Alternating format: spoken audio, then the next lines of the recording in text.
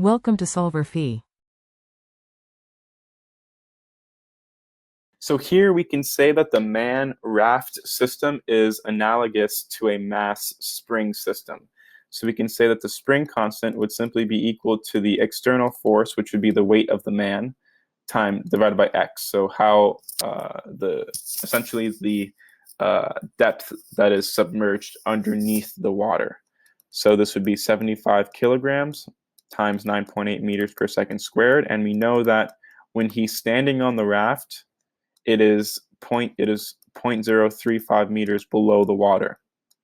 So the spring constant is going to be 2.1 times 10 to the fourth newtons per meter. So this is just a preliminary step in order to find part A.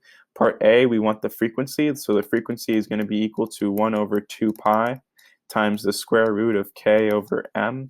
So this would be equal to 1 over 2 pi times the square root of the spring constant, so 2.1 times 10 to the fourth newtons per meter, and then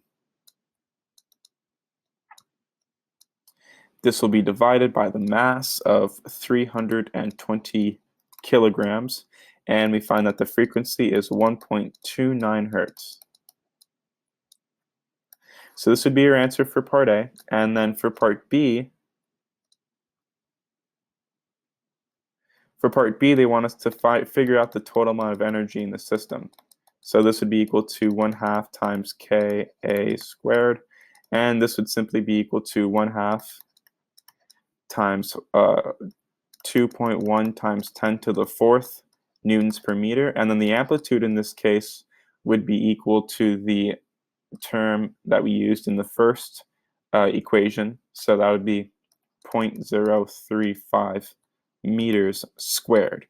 So the total amount of energy associated with the man-raft system would be equal to 12.86 joules. So this would be your final answer for part B.